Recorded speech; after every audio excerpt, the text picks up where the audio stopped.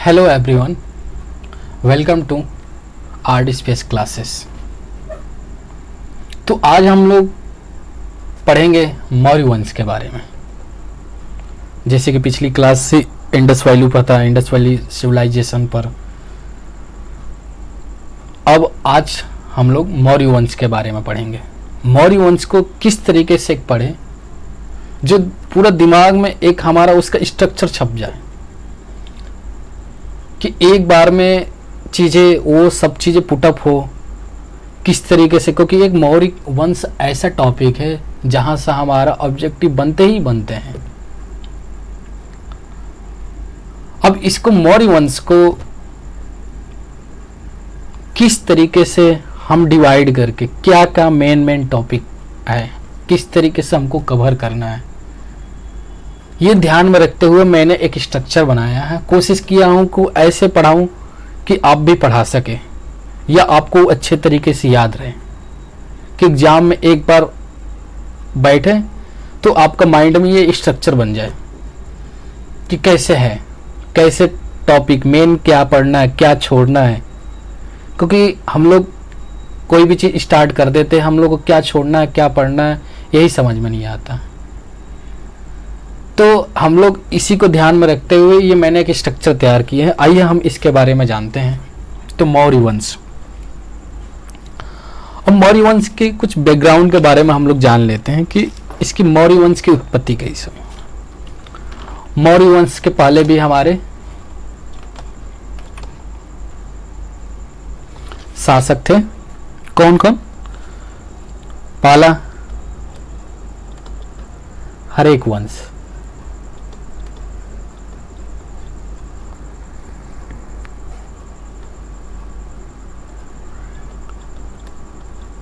शैशुनक वंश, और तीसरा नंद वंश। 1 2 3। जब नंद वंश का जब पतन होता है, जब नंद वंश का पतन होता है, जब इसका पतन होता है तो क्या स्टार्ट होता है? मौर्य वंश स्टार्ट होता है। तो बैकग्राउंड के रूप में ये हम एक याद रख सकते हैं। हर एक शैशुनक के बाद हमारा नंद वंश था, जो एक घनानंद शासक था, बहुत क्रूर शासक था। उसी के दरबार में हमारा चाणक्य कारीगर थे, जो उनको अपमानित करके बहुत आप लोग ऐसे अलग अलग किताबों में अलग अलग सीरियलों में देखे होंगे, कैसे अपमानित करके घनानंद अपने दरबार से चाणक्य को निकाल देता है। जिसके आक्रोश में जिससे उनके चाणक्य को चंद्रगुप्त मौर्य से मिलते हैं। उसके बाद पूरी एक नीति रचना रची जाती है। उसके बाद घनानंद को पराजित करके हमारा मौर्य वंश की स्थापना हुई। तो इसी के बारे में मौर्य वंश का टाइम काल है 321 से लेकर 22 और 185 बीसी तक। अब यहाँ पर 321 आप जाएंगे तो गूगल पे 21 मिलता है, कहीं कहीं 22 भी लिखा रहता है, कहीं कहीं तो 23 भी लिखा रहता है, लेकिन आप ये दो टाइम रखिए 21 या 22। ठीक। अब आते हैं मौर्य वंश की जानकारी हमको कहाँ से मिलती है, कैसे हमको उसका उद्भव कह सकते हैं या उसकी स्रोत कहाँ से हमको पूरे एक बहुत बड़ा विशाल साम्राज्य मौर्य वंश के बारे में कैसे जानकारी मिलती है। तो मौर्य वंश की जानकारी के स्रोत में हमने दो टॉपिक लिखा है। पहला साहित्यिक स्रोत, दूसरा पुरातात्विक स्रोत। अब साहित्यिक स्रोत में अर्थशास्त्र है। अर्थशास्त्र पता ही होगा आप किसका होगा? चाणक्य का। ठीक। इंडिका एक ग्रीक दार्शनिक था जो चंद्रगुप्त मौर्य के दरबार में आया था। आगे हम बताएंगे इसके बारे में। जो इंडिका पुस्तक थी, जो किसने इसकी रचना की थी? मेगास्थनीज ने की थी। और मुद्रा राक्षस, मुद्रा राक्षस किसकी रचना है? विशाख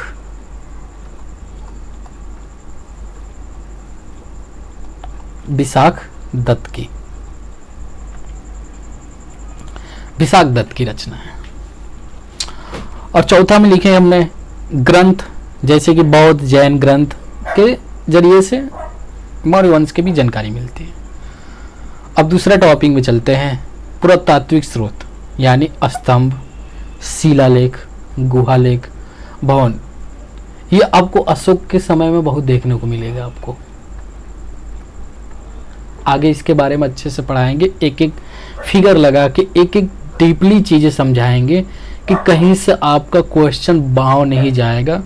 एक एक चीज, जैसे सारनाथ के स्तंभ पढ़ाएंगे, उस पर जानवर किस तरीके से पूरी एक एक विजुअलाइजेशन करके पूरी इमेज और एनसीईआरटी को मैच कराते हुए चीजें हम लोग पढ़ेंगे।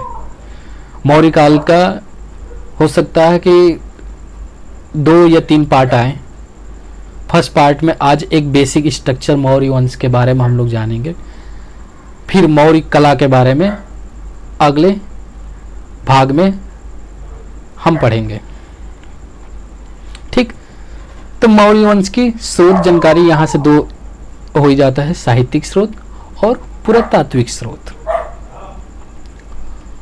और स्थापना में एक मोटा मोटी आप याद रख सकते हैं, नंद वंश के अंतिम शासक जो घनानंद था, इसको पराजित करके चंद्रगुप्त मौर्य अपना साम्राज्य यानी मौर्य वंश का स्थापना की। अब ये चीज कहाँ मिलती है? घनानंद को पराजित करके चंद्रगुप्त मौर्य अपना साम्राज्य स्थापना की। ये मुद्रा राक्षस में आपको लिखित स्रोत मिलेगा, लिखित साक्ष्य मिलता है, इसी में मिलता है।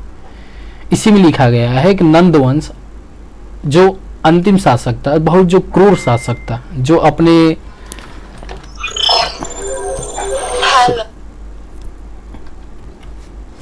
तो जी दोस्तों सॉरी, बैकग्राउंड में डॉग की आवाज आ रही होगी थोड़ा बहुत। तो जैसे कि मुद्रा राक्षस की बात कर रहे थे, विशाख दत्त, ये सब आपको उसमें ये चीज मिलता है देखने को।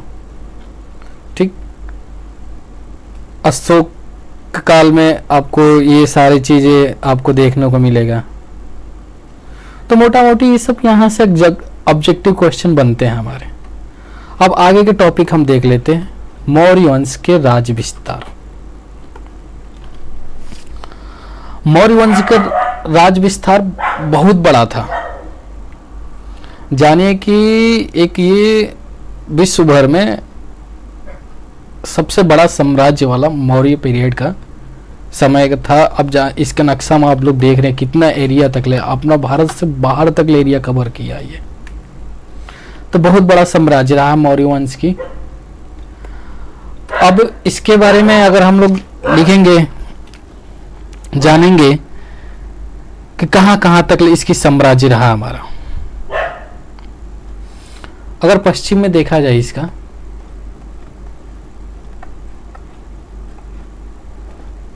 पश्चिम में देखा जाए तो ईरान से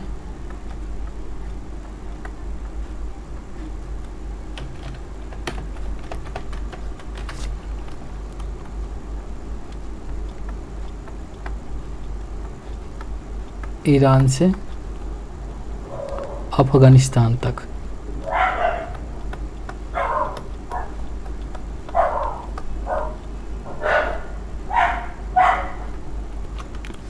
अफगानिस्तान से लेकर सीमा तक और बंगाल तक। और उत्तर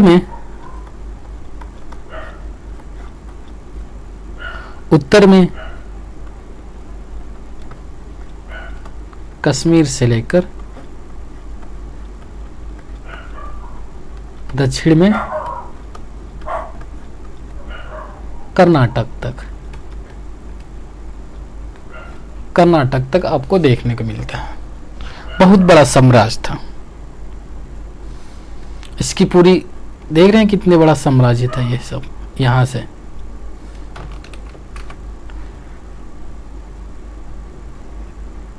पूरी ये साम्राज्य फैली पड़ी थी, इतनी दूर तक लिए फैला पड़ा था। अब आगे के टॉपिक देख लेते हैं कि मौर्य वंश के जो शासन प्रणाली था, जो शासन क्रम था, इनके बारे में क्या पढ़ना है क्या छोड़ना है। अब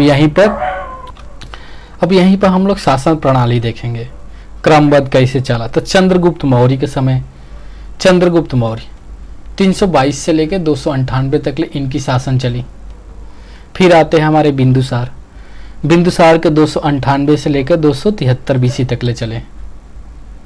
फिर अशोक आते हैं, अशोक के 273 से लेकर 232 तक ले। फिर इनके पुत्र दशरथ और अंतिम शासक बृहदत्त थे। अब इनके बारे में थोड़ा जानते हैं। चंद्रगुप्त मौर्य के बारे में आपको बहुत सारा क्वेश्चन मिलेगा पढ़ने को कि चंद्रगुप्त मौर्य के बारे में थोड़ा सा उनके बैकग्राउंड, तो इनमें आपको मैटर बहुत सारा मिल जाएगा पढ़ने को। फिर बिंदुसार, बिंदुसार में क्या होता है कि बिंदुसार में ज़्यादातर काम आपको देखने के नहीं मिले, क्योंकि बिंदुसार के समय में तक्षशिला था, तो तक्षशिला में विद्रोह छिड़ गया था, विद्रोह छिड़ गया था, इसी में ये व्यस्तता रहे। उसमें सुहीन एक इनके पुत्र थे, एक अशोक थे पुत्र, सुसेन ऐसे उन एक लड़का का नाम था उनका पुत्र का, और दूसरा अशोक। तो उनको सुसेन को भेजते हैं कि जाओ तक्षशिला का जो विद्रोह है उनको देखो क्या हुआ क्या नहीं, उनको शांत करो। तो उनका पहला पुत्र जो थे असफल रहे, और दूसरा पुत्र जाते हैं अशोक, तो वो अच्छे से शांति करवा देते हैं, जिससे ये माना जाता है वहीं से कि अशोक एक अच्छा राजा है जो शासन को चला सकता है, यहीं से एक अच्छा इनका माना जाता है। फिर इनके पुत्र कुछ दशरथ के बारे में पढ़ेंगे, इनके जब गुफा वफा, लोमस ऋषि की गुफा, ये सब वगैरह थोड़ा सा ये भी आर्किटेक्ट निर्माण कराया था। अब बृहदत्त अंतिम शासक था। फिर ये अंतिम शासक भी आते हैं, शुंग काल स्टार्ट हो जाएगा यहाँ से आपको। जब ये इनकी जब शुंग काल स्टार्ट होगा, जब ये पुष्यमित्र शुंग जो वहाँ का था शासक, जब वो इनकी हत्या करके शुंग काल का, वहीं से आपका पूर्वोत्तर मौर्य काल स्टार्ट हो जाता। फिर वहाँ पर भी कुछ हम लोग आर्किटेक्ट पढ़ेंगे। तो हम लोग का मोटा मोटी एक आर्किटेक्ट यहाँ से हमको पढ़ेगा, चंद्रगुप्त मौर्य, अशोक और दशरथ, ये मेन 3 है, 1 2 3। इनके बारे में खास तौर से सबसे इंपॉर्टेंट अशोक रहा। अशोक के ही समय में हम लोग स्तंभ और शिलालेख, गुहालेख, भवन, स्तूप, इसी के बारे में पढ़ेंगे। अब आते हैं चंद्रगुप्त मौर्य के बारे में जानते हैं। अब देखिए, ये मेरा एक तरह से स्ट्रक्चर ऐसे बनाया है कि आज हम लोग एक बेसिक स्ट्रक्चर जान लेते हैं, कैसे चीज़ें किस तरीके से क्या अध्ययन करना है। जब हम अगले टॉपिक में लेकर आएंगे तब अशोक के बारे में हम लोग अच्छे तरीके से जानेंगे। ठीक, तो चंद्रगुप्त मौर्य के टाइम काल 322 से लेकर 298 BC तक रहा। ठीक, संस्थापक किस वंश का था? मौर्य वंश का संस्थापक रहा, मौर्य वंश का संस्थापक रहा। इनके गुरु का क्या नाम था? गुरु का नाम बताइए। तो गुरु का नाम इनका था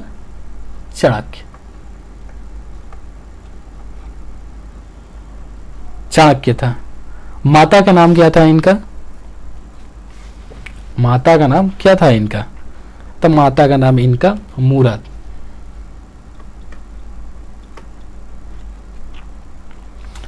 और पत्नी इनकी थी दुर्धरा।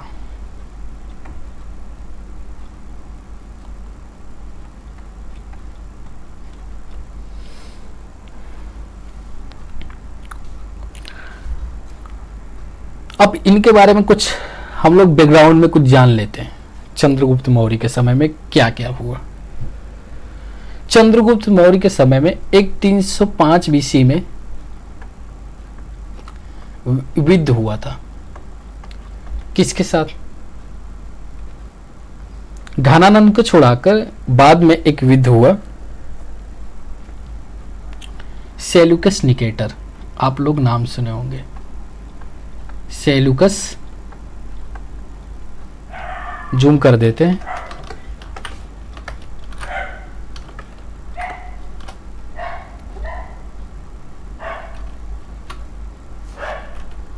अब दिख रहा होगा सेल्यूकस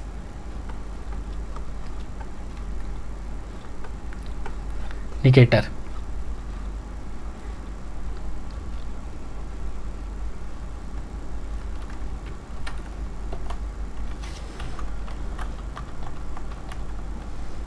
सॉरी ऐसे नहीं,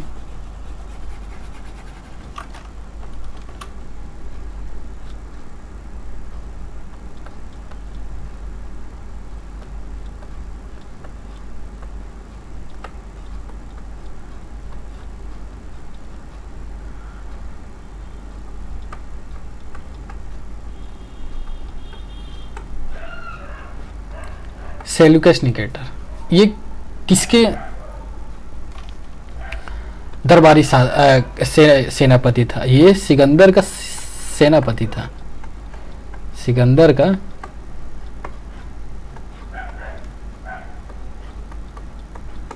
सेनापति था।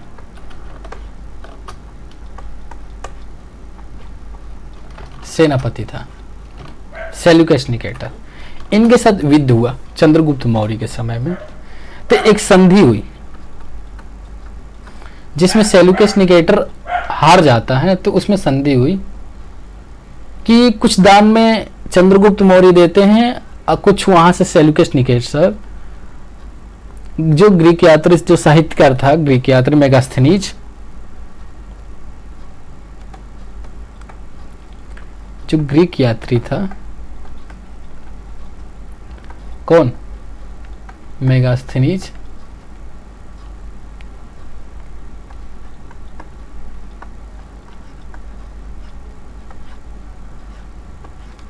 मेगास्थनीज ये चंद्रगुप्त मौर्य के दरबार में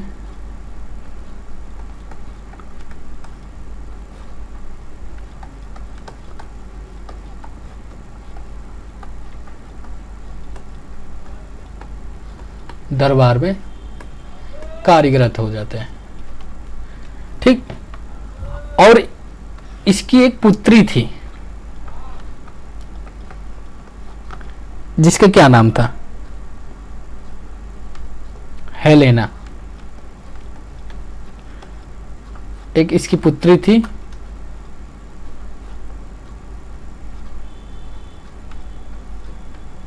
हेलेना। इसकी शादी हो जाती है किससे? शादी किससे हो जाती है? चंद्रगुप्त मौर्य से।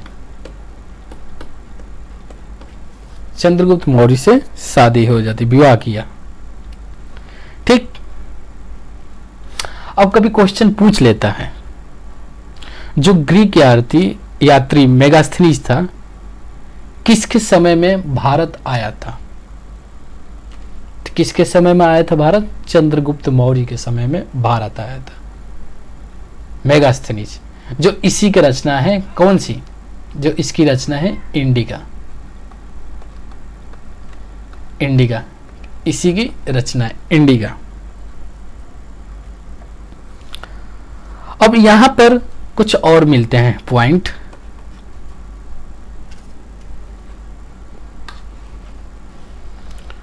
जो यूनानी इतिहासकार थे,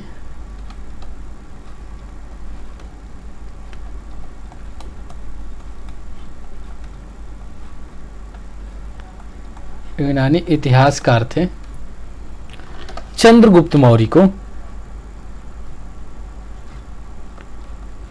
सेंड्रोकोटस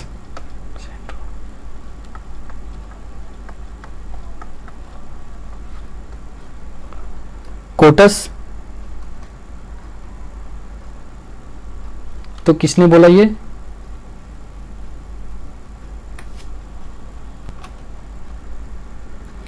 जस्टियन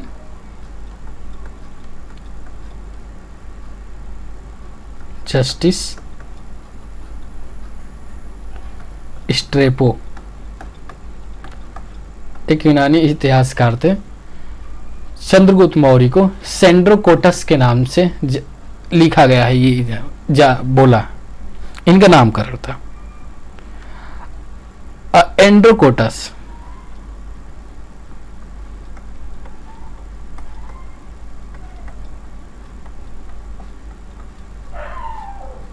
जो एंड्रोकोटस थे, एंड्रोकोटस नाम से किसने संबोधित किया? एपियंस ब्लू डार्क।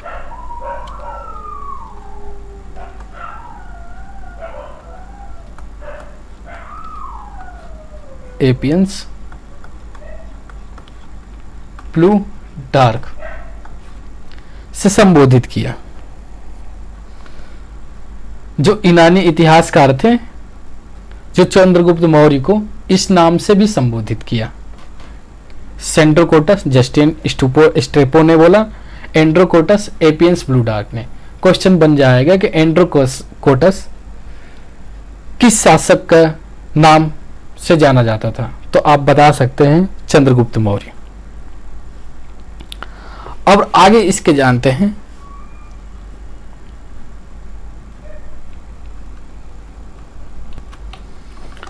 अब चंद्रगुप्त मौर्य जो है, ये जैन धर्म की शिक्षा किससे लेते हैं?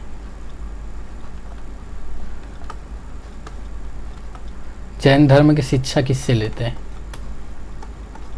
तो यहां पर हम आप लोग याद कर सकते हैं, भद्रबाहु,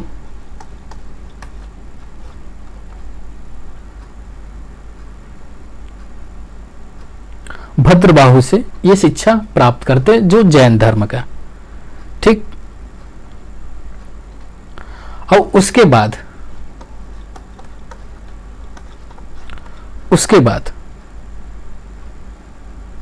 ये जीवन के अंतिम समय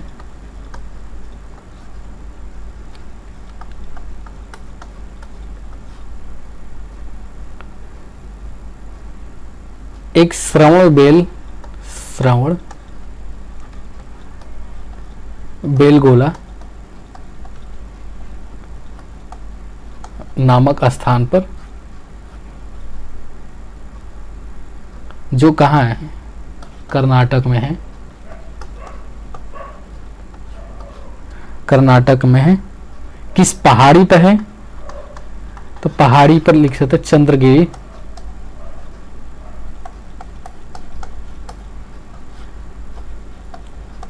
पहाड़ी पर चले गए। अब वहां पर जाकर चंद्रगुप्त मौर्य संलेखन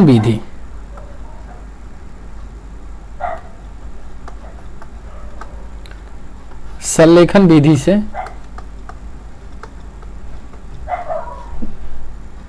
अपना शरीर त्याग दिए। यानी संलेखन विधि, जिसको संतरा विधि भी बोलते हैं, संतरा विधि, मतलब इस विधि में मतलब भूखे प्यास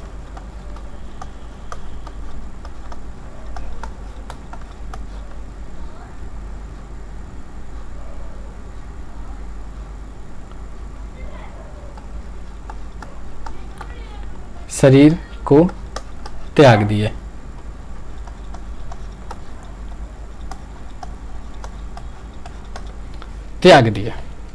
तो ये रही हमारा मोटा मोटी